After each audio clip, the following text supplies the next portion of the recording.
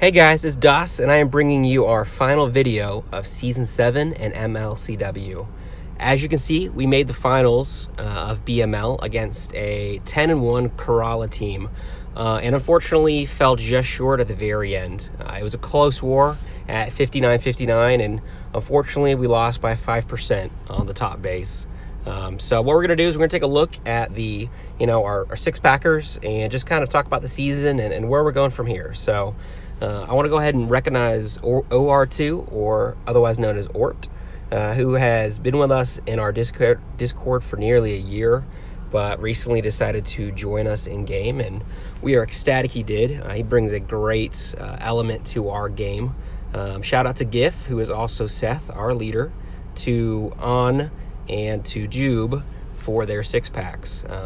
As there are only 4 people with six-packs, it just goes and show you how much of a team effort this war was.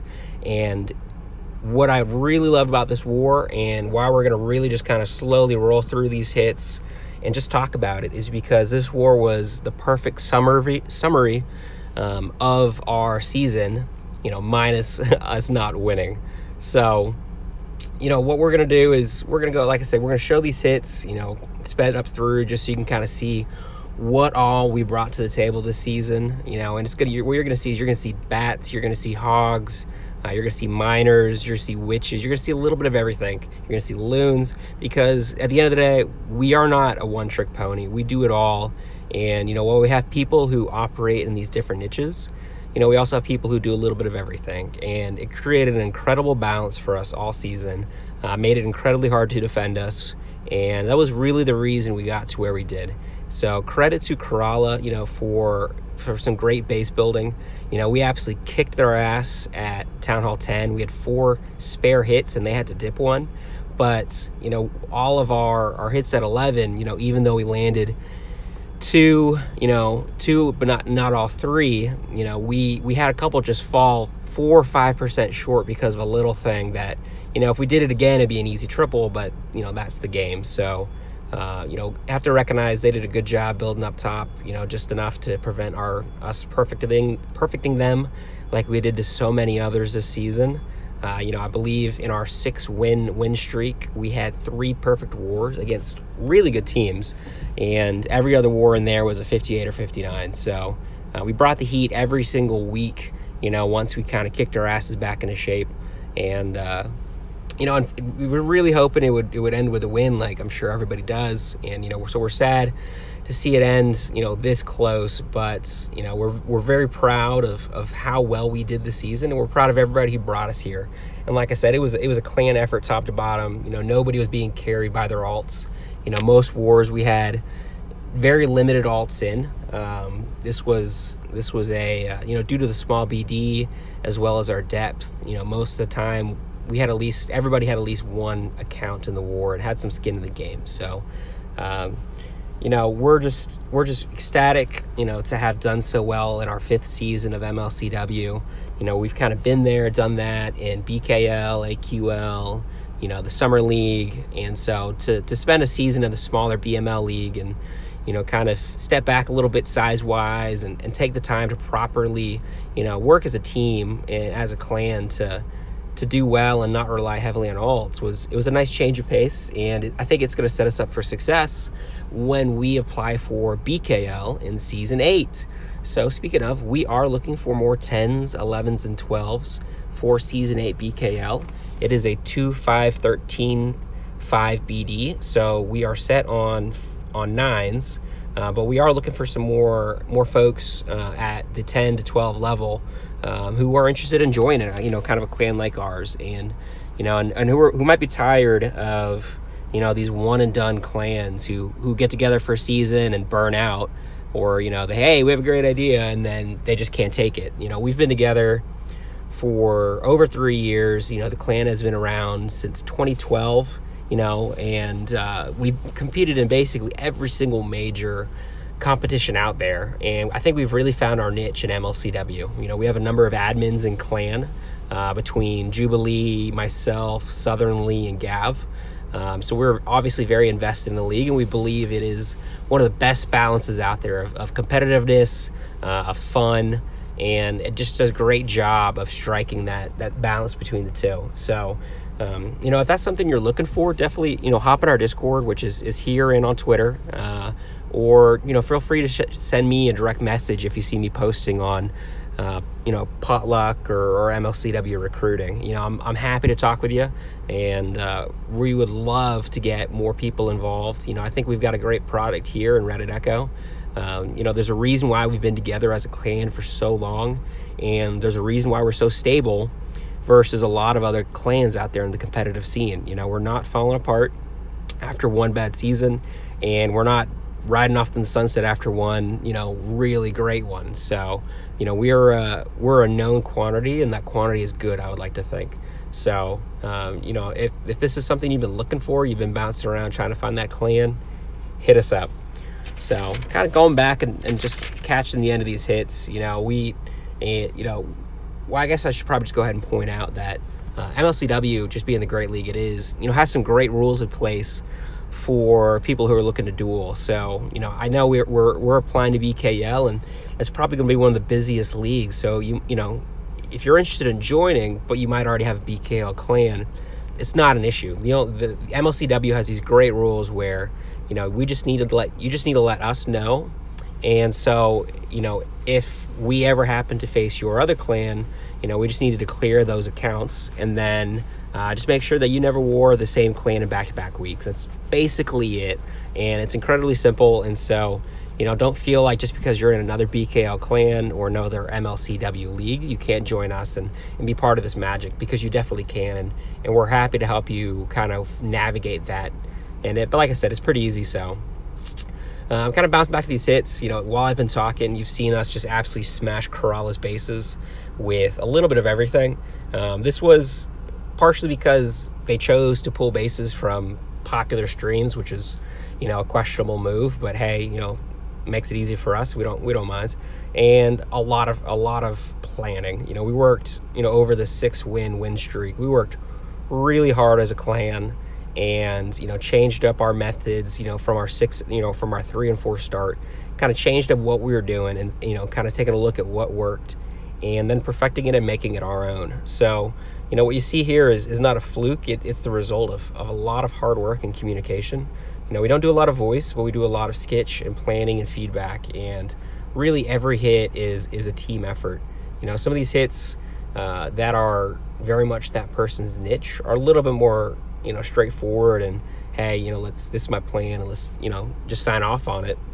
But a lot of these that while we absolutely smash them, we might want to spend a little bit more time digesting it, and that's credit for them having maybe a unique base that they didn't just copy from somebody else, and well, we happen to have that video, and that's an easy one to fix. But this is it's a balance of all those things. And so it was this, like I said at the beginning, this war was kind of the summation of our season, where we just absolutely forced a season low hit rate from the other team. Corolla has swagged hits every war at 9 and 10. They're averaging close to 70% at Town Hall 9, and they hit down at 60% this war, and they were hitting well over 50%, in previous matches at Town Hall 10, and then they had to dip this war. So we spent as much time building bases, testing bases, FCing, working as a clan to prepare for this, as anybody out there, if not more. And I think it showed, because basically every match in our final 6 weeks, where I would say we were the underdogs, coming in at 3 and 4, and never having really made the playoffs in previous seasons, that we turned it around and beat the teams we were supposed to lose to, and taking Corolla down to 0.25%. It was 99.9 versus 99.65. At the end, this was a clan that formed, for one season, bringing in the best, coming from a big family, and then there's just a little old Ree, and basically taking them down to the wire, I think is credit to the effort and the time we poured in as a small group.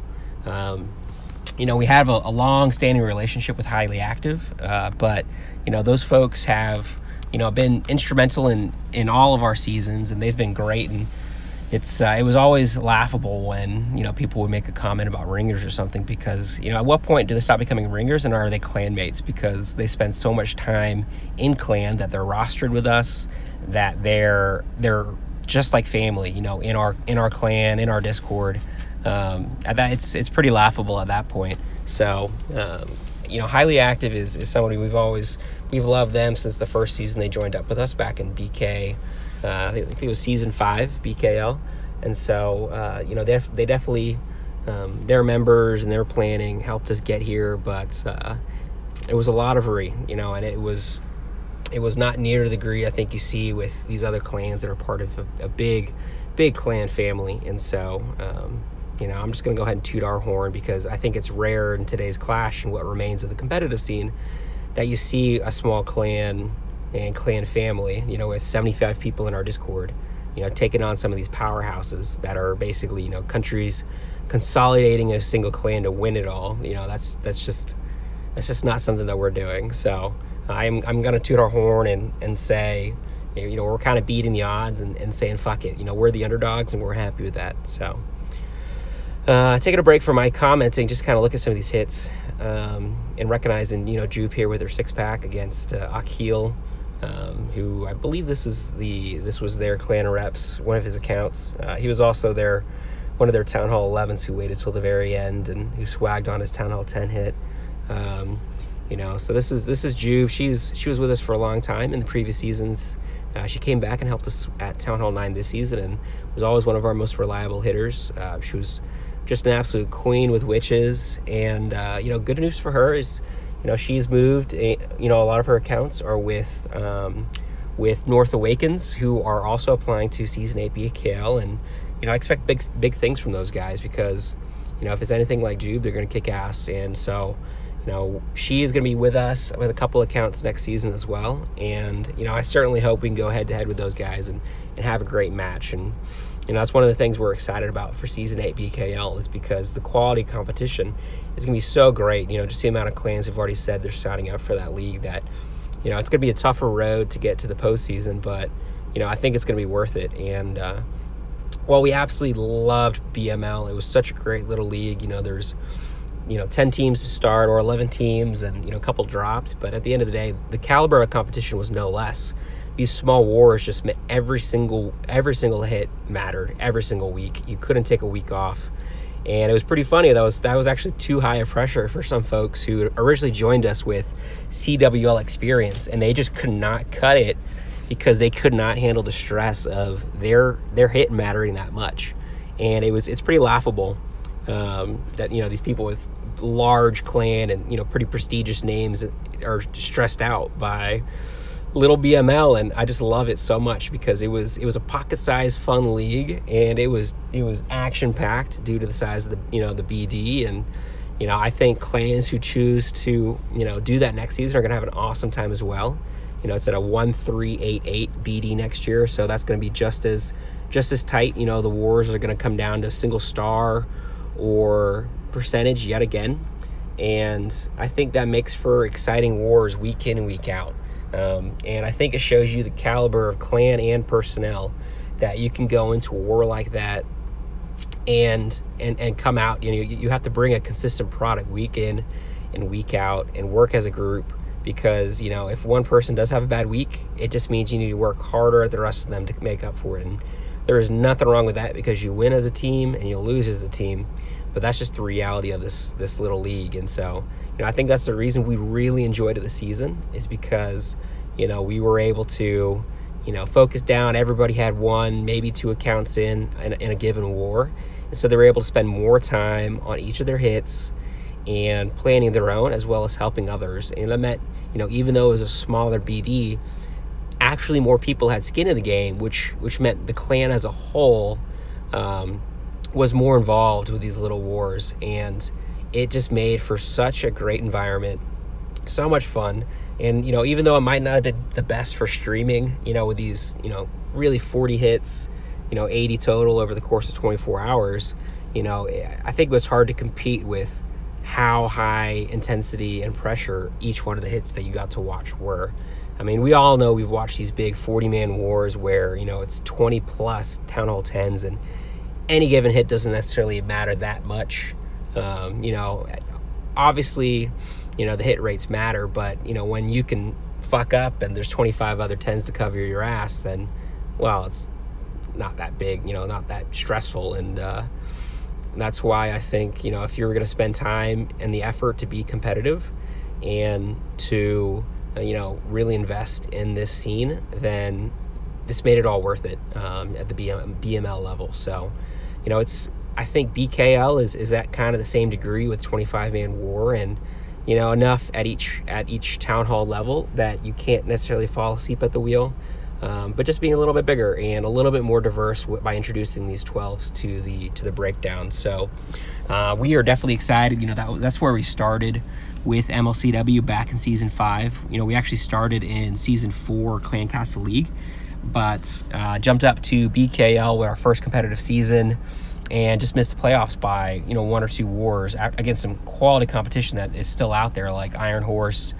and like Castaways and others like that. And so we're excited to return to that this next season.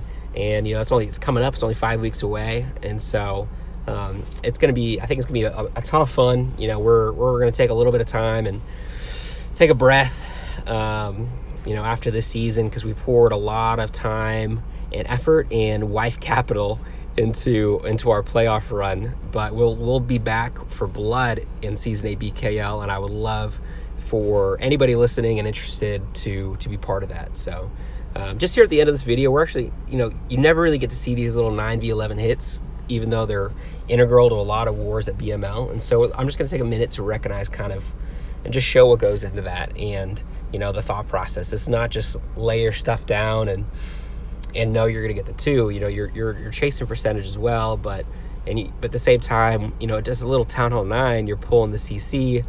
You know, you're making sure you're revealing as many traps as possible for the attack type. So, you know, we do a lot of air as well as ground. So typically, you know, I might do like a queen walk.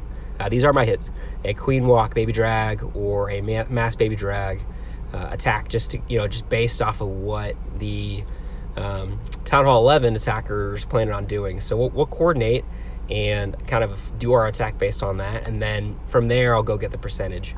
And so, you know, this is a great little war for our 9s hitting up. You know, we were able to do so because we took care of business down low, and so we were able to scout each of these Town Hall 11s to start. So it's just a different approach, you know. So whereas they spammed hounds, you know, just to scout out all their air hits because they like to spam their air attacks, you know, we chose to actually get the 2-star as well as the percentage, as well as revealing the CC and the traps, and doing a little bit more for our Town Hall 11s. And, you know, it's not just some cop-out hit that so many other people seem to like to do. You actually need to think about it. So, you know, we just haven't really shown these, and not many people do. So I wanted to take a chance to show Scorbs and Irons hits, and just kind of what a sample of these look like for the Town Hall 9s out there wanting to do these hits in their clans. If you have any questions about that as well, just reach out to me, and I'll be happy to kind of either bring you in clan and show you, or just talk about it. And like I say, we're very welcoming folks. We love to get to know new people and love to educate folks who are interested in learning more hits. So if that's something that sounds interesting to you, hop into our Discord.